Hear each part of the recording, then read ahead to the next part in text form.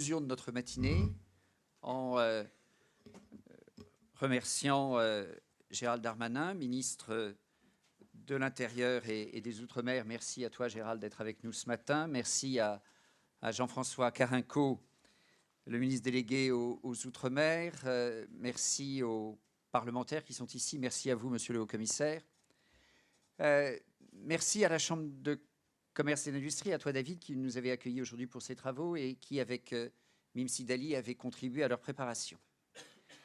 Notre séminaire aujourd'hui, consacré à la transition énergétique, les entreprises au cœur de la transition énergétique, c'est, messieurs les ministres, un séminaire qui prend sa place dans une série que nous avons organisée sur l'ensemble des territoires ultramarins. C'est le 6e. Il y aura encore une table ronde la semaine prochaine à Wallis et une visio avec nos amis de Saint-Pierre et Miquelon mi-juin, avant que nous ne vous offrions nos conclusions, nos synthèses et nos perspectives lors de l'Assemblée générale de la FEDOM le 29 juin, que tu as accepté d'honorer de ta présence, Jean-François. Merci à toi. Je vais dresser quelques conclusions de la matinée de ce matin et ensuite passer la parole au ministre de l'Intérieur et des Outre-mer pour conclure. La transition énergétique, c'est une réalité pour la totalité de la planète. C'est évidemment un enjeu particulier pour l'ensemble des Outre-mer, qui sont des territoires très carbonés. Il faut assumer la réalité telle qu'elle est. Mais en vérité, dans ces territoires carbonés, on se rend compte assez rapidement, quand on réfléchit, quand les acteurs agissent, quand on partage, comme lors d'une matinée d'aujourd'hui, qu'il y a des contraintes, mais aussi beaucoup d'opportunités. Opportunités d'affaires, opportunités de transformation des entreprises, opportunités pour renforcer l'attractivité des territoires, que ce soit dans le domaine du tourisme, quand on a évoqué tout à l'heure la transition bas carbone à l'île des Pins, ou l'attractivité à l'égard des jeunes.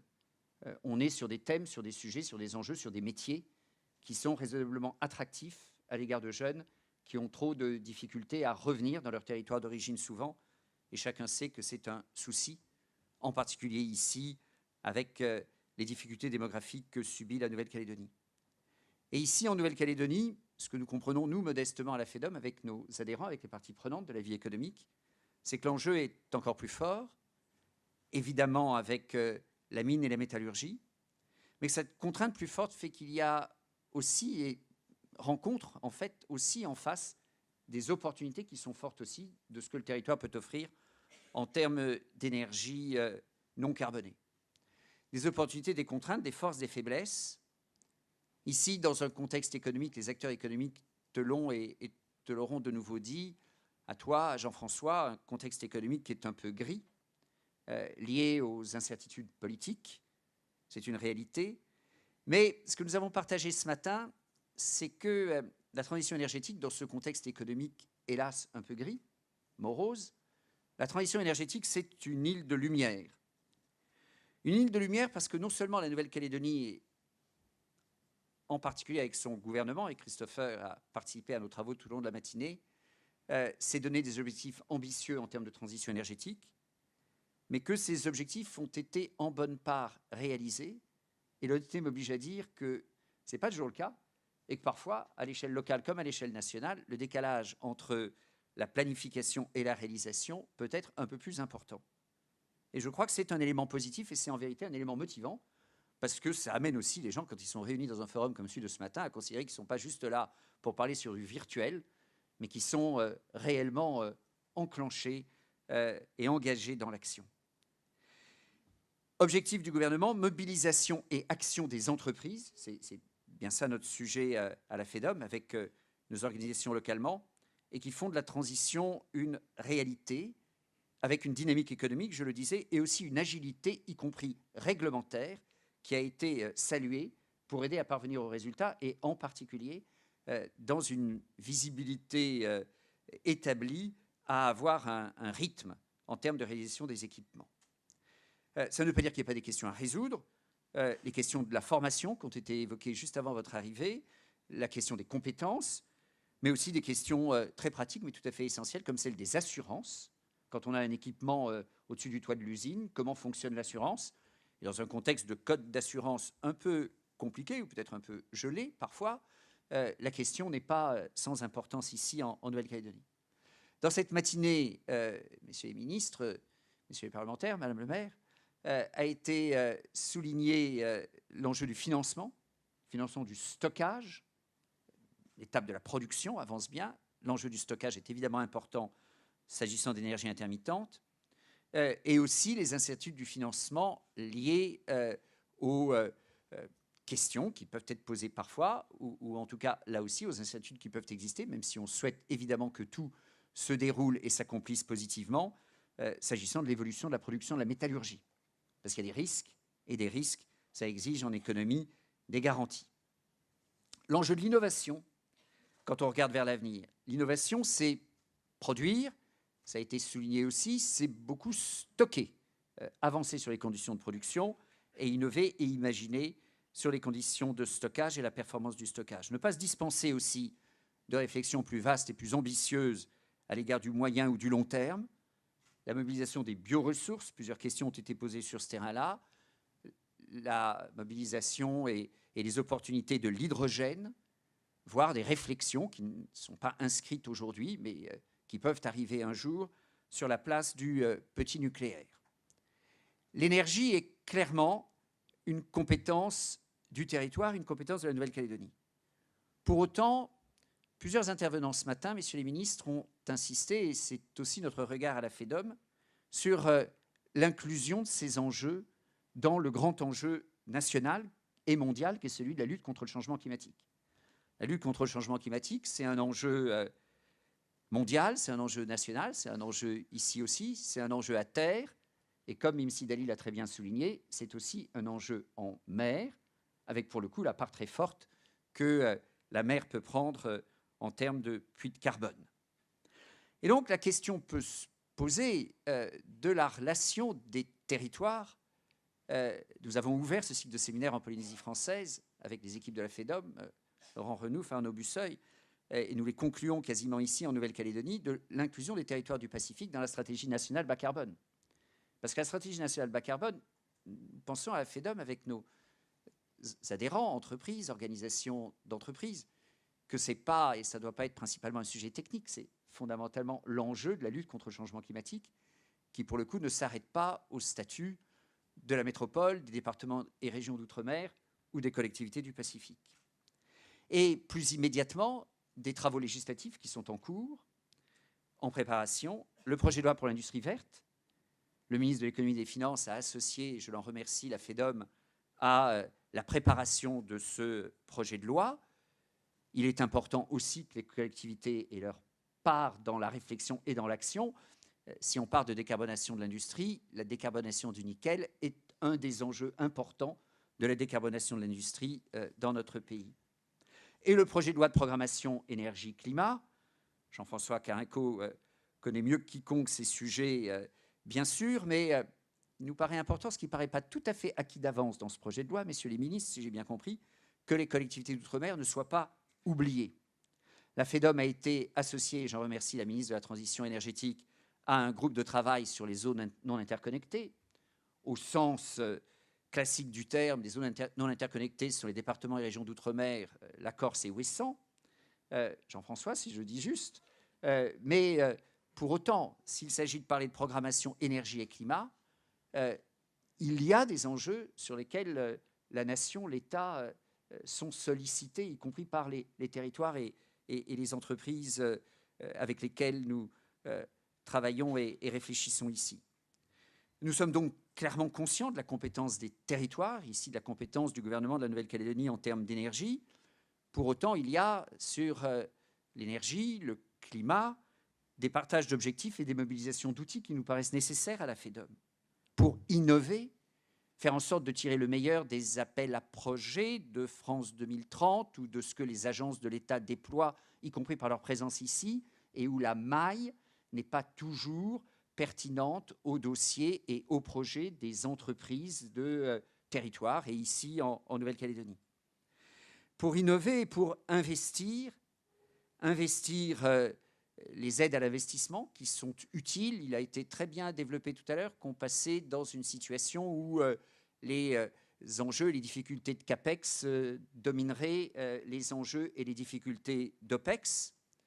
Ça veut dire des questions sur les réseaux, comment investir et aider à l'investissement sur les réseaux. On a compris que le gouvernement, dans ses réflexions actuelles, voulait mettre la priorité, l'accent sur l'investissement.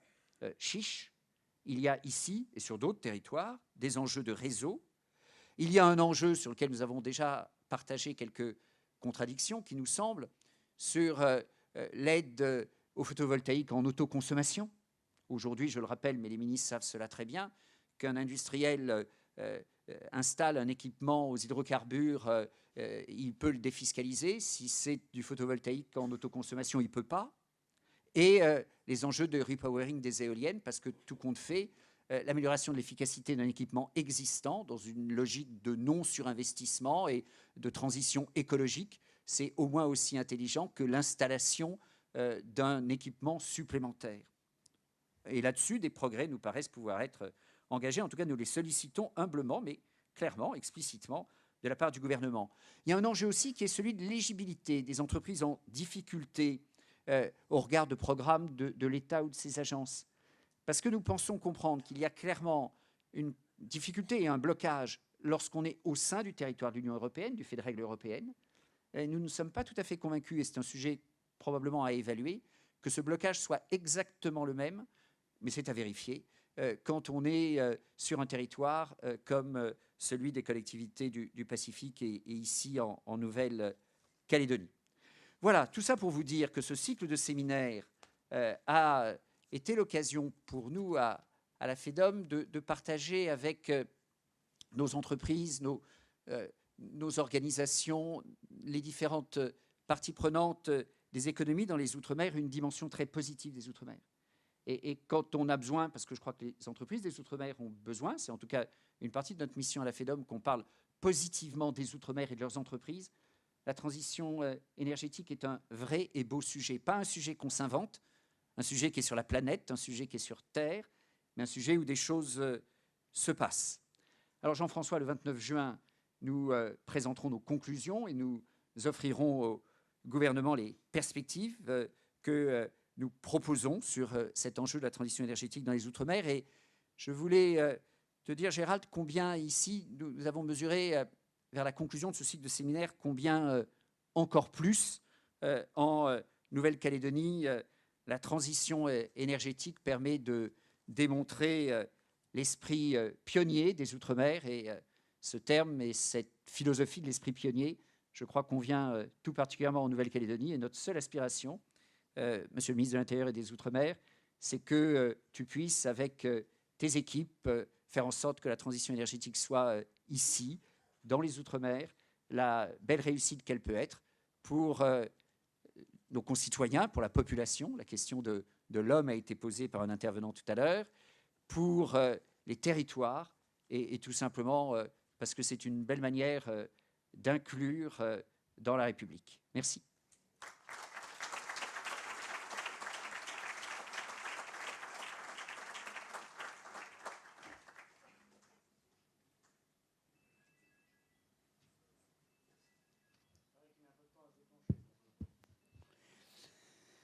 Bien, je voudrais d'abord remercier Madame la maire, chère Sonia, de nous accueillir une nouvelle fois dans cette si jolie ville de Nouméa, saluer les élus, Monsieur le député du Noyer, Monsieur le député Mesdorf, Messieurs les sénateurs Frogier et Podja. Je voudrais évidemment saluer Monsieur le haut-commissaire, te saluer, cher Hervé, Monsieur le ministre.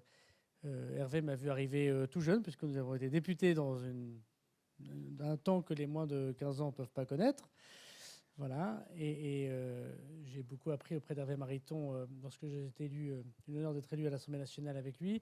Salut évidemment mon ami Jean-François Carinco qui m'accompagne, et puis vous toutes et tous, et la Chambre de commerce, bien sûr, qui nous accueille une nouvelle fois. La dernière fois, c'était avec les maires de Nouvelle-Calédonie, désormais, c'est avec les entreprises de la FEDOM, et vous dire qu'on est toujours très heureux de travailler avec les socioprofessionnels, les sociétés civiles et ceux qui font la création de valeur, ceux qui font la création de richesse, parce que sans richesse, il n'y a pas de pouvoir politique et de pouvoir public.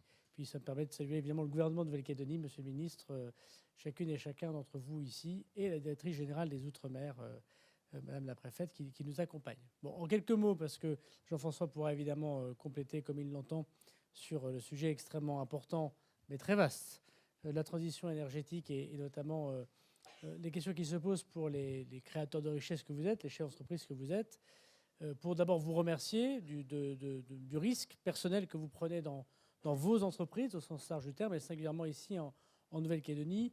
Le plus simple étant sans doute de voir des questions-réponses, si vous me le permettez, puisque j'ai compris qu'il y avait d'autres interrogations que simplement la transition énergétique, même si c'est déjà beaucoup. Moi, je voudrais répondre finalement, mais il n'y a pas grand-chose à compléter du ministre Mariton sur son constat, pour dire qu'il vous faut et qu'il nous faut une énergie, certes décarbonée, c'est le principe de la transition, mais pas chère et autonome. On parle beaucoup d'autonomie, parfois même d'émancipation, parfois même d'indépendance, notamment en Nouvelle-Calédonie. Mais la moindre des choses qu'on peut remarquer, c'est que sur tous les grands sujets économiques, on ne peut pas dire que la Nouvelle-Calédonie, depuis 30 ans, depuis 40 ans, ait fait un pas vers l'autonomie. Elle a fait un pas peut-être vers l'autonomie politique, et encore, ça reste à prouver. C'est l'objet des discussions que nous avons une nouvelle fois cette semaine, Monsieur le Ministre. Je quitte ce matin, pour la première fois, indépendantistes et non-indépendantistes ont accepté de se réunir autour d'une table au commissariat, Monsieur le commissaire. On se retourne cet après-midi pour d'autres réunions avec les mêmes interlocuteurs, donc ce qui m'oblige à ne pas passer l'après-midi avec vous, et j'en suis désolé. Mais si on parle beaucoup de politique et d'autonomie politique, constatez que dans la production agricole ou l'alimentaire, par exemple, la Nouvelle-Calédonie a perdu des parts de marché. Elle produit beaucoup moins désormais qu'elle produisait il y a 20 ans. Ce qui n'est pas super lorsqu'on veut aller vers une plus grande autonomie, voire vers l'émancipation, voire vers l'indépendance. Et sur l'énergie, on s'aperçoit que sa capacité à pouvoir prendre son destin en main est très limitée et pose des problèmes évidemment très forts vis-à-vis des pays qui les entourent. Et si jamais la France devait, ce que nous ne souhaitons évidemment pas de la part du gouvernement de la République, ne plus être présente ici, d'autres se substitueraient à elle et on remplacerait sans doute une présence nationale par des présences étrangères. Il y a une question donc d'autonomie de cette énergie. Il y a une question à coup sûr de décarbonation. Chacun sait ici que l'énergie, à part celle consommée par les concitoyens de Nouvelle-Calédonie, essentielle, c'est pour la production du nickel, comme tu l'as très bien dit Hervé, les 3 usines, mais pas simplement. Responsable de 90% des exportations de Nouvelle-Calédonie, on voit bien que c'est une énergie qui est très carbonée, qui pollue beaucoup, et c'est quand même très particulier d'imaginer une transition énergétique qui ne concernerait pas en premier lieu la production industrielle et donc la production du nickel. Et puis évidemment, c'est une économie qui doit être pas chère, d'abord pour les concitoyens, bien sûr, mais pour vos entreprises, mais bien sûr pour le nickel lui-même, puisque l'un des grands défauts du nickel en Nouvelle-Calédonie, c'est qu'il est produit de façon très chère, trop chère par rapport à ses voisins, alors qu'on voit bien que c'est une matière d'avenir et que vous avez un tiers des réserves mondiales ici, parce que ça coûte trop cher à produire du fait de l'énergie, du fait des process industriels qui utilisent beaucoup d'énergie. Donc le grand avantage de la Nouvelle-Calédonie, c'est que c'est un magnifique territoire pour pouvoir expérimenter ou pour pouvoir être au rendez-vous de cette transition. Et ne perdons pas un député, ça peut servir. Voilà. Merci. Attention, quand le député d'à côté te soutient, c'est que c'est très mauvais signe, Philippe.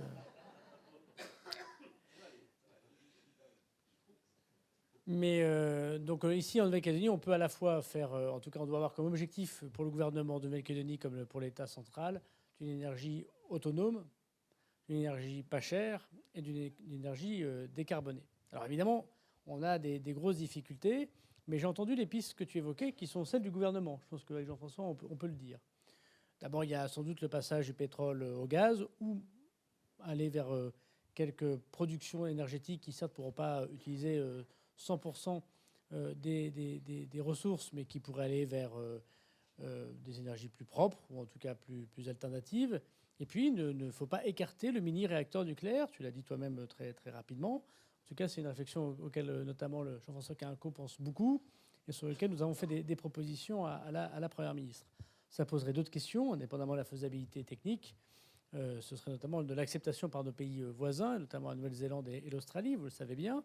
Mais ce n'est pas totalement à exclure. Et puis le sujet que nous avons ici en Nouvelle-Calédonie, c'est évidemment l'interconnexion, le fait qu'il n'y a pas les réseaux qui pourraient utiliser une énergie qui pourrait ainsi, je ne parle même pas des îles, être sur toute la Grande Terre. Et on pense, mais peut-être que c'est un œil un peu trop lointain de Paris, mais que la Nouvelle-Calédonie n'a pas tout à fait les moyens d'aménagement et ni les moyens budgétaires, ni les moyens politiques, même de se mettre d'accord sur ce que pourrait faire RTE ailleurs, sur le territoire national. Et sans doute faudrait-il qu'au-delà des compétences qui sont dévolues à la Nouvelle-Calédonie, et si le gouvernement de Nouvelle-Calédonie était d'accord, l'État vienne y mettre beaucoup de moyens, beaucoup d'ingénieurs et peut-être des entreprises publiques ou parapubliques extérieures pour pouvoir faire ça ici. Mais nous pensons que s'il y a bien un outre-mer qui a la possibilité d'une économie très rapidement décarbonée, à pas cher et autonome, c'est bien la Nouvelle-Calédonie, en lien avec tout ce que nous pourrions faire pour le nickel. Parce que si nous utilisons l'intégralité de l'argent que nous mettons aujourd'hui dans les usines de nickel, soit pour les aider dans leur process industriel, soit pour être au rendez-vous de la défaillance de certaines actions capitalistiques, soit pour payer les salaires quand il faut les payer, nous avons déjà versé beaucoup d'argent public pour une compétence qui n'est pas la nôtre, et pour diverses raisons, et notamment politiques. Si nous mettions cet argent dans la transition énergétique, notamment pour le nickel et pour tous ceux qui profitent du nickel, alors nous aurions fait à la fois le rendez-vous de la transition énergétique souhaitée par la Première ministre et nous aurions avancé vers l'autonomie économique, énergétique de la Nouvelle-Calédonie en laissant pour les futures générations quelque chose de très positif. Et puis, on le sait bien ici, qui dit transition énergétique dit effectivement respect de la planète. La Nouvelle-Calédonie, comme tous les États du Pacifique, au sens très large du terme, sont touchés par les traits de côte qui sont en recul. 75% de la population de Nouvelle-Calédonie vit sur ces traits de côte qui sont questionnés par le réchauffement climatique, par UVA, qui risque, si ce n'est de disparaître, au moins d'être coupé en deux. C'est ce qu'on va voir d'ailleurs vendredi, cher Jean-François. Et donc, les questions de réchauffement climatique concernent les populations au plus haut point. Et quand on sait que les questions des terres et des aires coutumières sont déjà très bousculées par l'histoire et seraient demain très bousculées par les réfugiés climatiques, on voit qu'on posera d'autres questions politiques encore plus dures, notamment pour les tribus, que celles simplement de ce qui s'est passé dans l'histoire et dans l'histoire coloniale. Donc oui, c'est une question extrêmement importante qui va demander beaucoup d'argent. Certes, ce n'est pas la compétence de l'État central. On voit bien en quoi l'État central peut aider, notamment en touchant des financements européens aussi très importants. Je pense que ça, c'est un point important qu'on réfléchit évidemment au projet qu'on peut avoir pour un territoire. Et puis pour se poser une autre question, je terminerai par là, qui fait écho à la matinée que nous avons eue tout à l'heure. Ce matin, on a eu l'audit, le bilan de l'accord de Nouméa. Et parmi tous les sujets de l'accord de Nouméa, on va d'ailleurs rendre ce soir public ce bilan qu'on a commandé à un cabinet indépendant. Cet après-midi, on fait l'audit dit de décolonisation. Notre collègue Bussereau, d'ailleurs, a beaucoup aidé. On va le rendre public, tous ces documents, sur le site internet du Haut-Saria. Donc, je vous encourage à le regarder. On a d'ailleurs dit que toutes les contributions des entreprises, comme des institutions, comme des citoyens, seraient publiées d'ailleurs sur le site du Haut-Commissariat. On apprend ce matin que parmi diverses conclusions, la Nouvelle-Calédonie est ultra dépendante de deux sources de financement totalement exogènes, c'est-à-dire totalement sorties de votre propre volonté personnelle et entrepreneuriale et politique. La première, c'est les aides de l'État. Il ne échappera pas que la Nouvelle-Calédonie fonctionne en très grande partie par l'argent que verse l'État français à la Nouvelle-Calédonie, quels que soient les moyens et les buts pour lesquels elle le verse, et le nickel. C'est-à-dire que, évidemment, chacun est très attentif au cours du nickel, mais enfin, il est très extérieur à la vie politique et locale de Nouvelle-Calédonie. Donc 90% de la richesse de Nouvelle-Calédonie dépend soit de l'État, soit du nickel. Et donc avec très peu de production, même malgré votre travail à chacune et à chacun, très peu de production ou de choix politiques ou de choix économiques qui seraient propres aux Calédoniens. Et qu'il faut absolument sortir de cette dépendance à l'État et au nickel. Et que si on veut aller vers l'autonomie, voire l'émancipation, la première des choses à se poser comme question, on en parlait ce matin avec les parlementaires, c'est d'abord la création de richesses intérieures. Sinon, on est condamné à quitter la France pour aller vers d'autres puissances, et notamment de grandes puissances asiatiques. Et je ne donnerai pas de nom de pays pour ne pas faire de publicité à la Chine, bien évidemment. Bon. Donc c'est évidemment une question qu'on doit tous se poser. Et il est évident que la transition énergétique, qu'il s'agisse de la formation, tu l'évoquais, du retour de compétences, mais aussi de l'innovation, est une source, je ne sais pas si elle est inépuisable, mais enfin très importante de développement économique en interne, totalement endogène, pour créer une croissance endogène et pas subir des croissances exogènes qui ne font que rendre très dépendant politiquement la volonté de telle ou telle institution. Voilà ce que je veux dire en quelques mots. Vous dire qu'on est très heureux, évidemment, de répondre à l'invitation de la FEDOM et du ministre Mariton. Il se trouve que nous avons calé notre déplacement de Nouvelle-Calédonie parce que Hervé Mariton faisait sa réunion, bien évidemment. On ne pourra pas faire ça absolument partout, Hervé, mais évidemment, comme le hasard, c'est Dieu qui se promène incognito, fait que nous sommes à Nouméa en même temps que lui, en même temps que vous. Ça me permet, Jean-François, de remercier la FEDOM pour tout son travail quotidien, parfois pour son exigence forte, mais en général, quand il y a des choses positives, c'est moi qui les annonce, et quand elles sont négatives, c'est Jean-François Carenco qui le fait. C'est ainsi la répartition des tâches. Mais en tout cas, ça me permet de remercier une nouvelle fois aussi la FEDOM et Jean-François pour tout le travail qu'ils font pour vous défendre, notamment dans les longues discussions qu'ils ont avec Bercy au moment de la construction du budget. Ce que j'ai eu à subir pendant 3 ans quand j'étais ministre des Comptes publics, mais maintenant que je suis ministre de l'Intérieur, je deviens assez dépensier. Voilà ce que je veux dire en quelques mots. Merci à vous, merci de votre accueil, merci aux mots d'Hervé Mariton. Je laisse la parole peut-être quelques instants à Jean-François Carenco, qui est le grand monsieur de l'énergie malgré tout, pour avoir présidé la Creux, puis on répond à vos questions bien sûr. Merci à vous.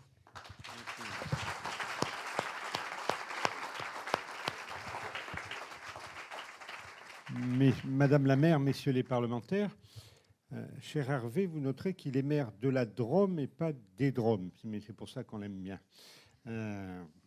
Juste d'abord vous dire en complément, c'est-à-dire, puis en appuyant un peu plus ferme ce qu'a dit Gérald Darmanin, l'avenir de la Calédonie, au-delà des institutions, de l'énergie, il est chez vous. Soit vous créez de la richesse, soit vous créez de la valeur, soit quoi qu'on fasse, même si on a un très bon ministre de l'Intérieur, il ne se passera rien. Ça sera l'effondrement. C'est juste vraiment vous qui êtes en première ligne. Alors c'est vrai qu'il y a des incertitudes, des ceci, des cela, d'accord, mais on n'est pas chef d'entreprise pour rien, pour se tourner les pouces. Donc je pense que pour beaucoup, c'est vous, et rassurez-vous, Hervé m'en parle souvent, hein, on essaye dans le cadre des mesures, du SIOM, des budgets, etc., d'amener le maximum, mais enfin un sou est un sou, mais c'est un de vos fervents défenseurs. Voilà, ça c'est le premier point général. Vraiment, si vous faites rien, il ne se passera rien. C'est aussi simple que ça. Deuxième sujet, l'énergie en règle générale est dans les Outre-mer. Les Outre-mer peuvent être le point où s'inventent les énergies de demain. Je ne parle pas si je vous parle de Saint-Laurent-du-Maroni et de la production d'hydrogène, du SOAC à La Réunion et à Mayotte, et toutes choses comme ça. Éventuellement, s'il y a 2 territoires où on peut faire du petit nucléaire, c'est ici et La Réunion, hein, par exemple. Ici, vous avez la chance d'avoir de l'hydraulique et d'avoir de l'espace pour faire du solaire. Avec un besoin supplémentaire, c'est de toute façon d'avoir quelque chose qui sécurise le nickel et l'ensemble du réseau. Donc moi, je suis favorable à ce qu'il y ait un peu des usines à gaz, comme on dit, pour favoriser tout ça. Mais globalement, même si la Creux que je présidais a un accord de partenariat avec le gouvernement calédonien, on n'est pas encore assez bon. Donc les discussions vont s'entamer sous la présidence de Gérald Darmanin, je crois, dès demain, sur le nickel. Nickel, réseau, entreprise, particulier. C'est comme ça. Je pense qu'on a les moyens de réussir. On a les moyens de réussir. Je pense qu'il y a des investisseurs qui sont capables de venir. Hein. Il faut les faire venir. Il faut avoir une vision claire sur ce qu'on fait sur le nickel. Une vision claire de la nécessité d'avoir une énergie pas chère. On n'est pas là pour faire du bénéfice sur l'énergie, sinon on n'y arrivera pas. Et sur le sujet des réseaux. Juste, puis je terminerai là-dessus. Moi, je suis ministre de l'Outre-mer, donc j'accompagne vos plaintes, vos complaintes, etc. Mais regardez ce qui se passe dans le monde. Je suis fier d'être avec Gérald Darmanin pour m'occuper des Outre-mer, dans lesquels on est l'image de ce qui se fait de mieux dans les îles Outre-mer en énergie. C'est ça aussi. Moi, j'admets toujours qu'on se plaigne pour me dire Carenco, tu ne te bouges pas assez, Mariton, tu devrais en faire plus. Mais regardons ce que fait la France dans ses Outre-mer. Et on va essayer, dans des conditions différentes, puisqu'ici on est en autonomie énergétique, c'est le gouvernement, il y a un problème spécifique de nickel, on va essayer de faire ça. Mais on le fait pour vous, mais on n'y arrivera pas si vous n'êtes pas avec nous. Merci.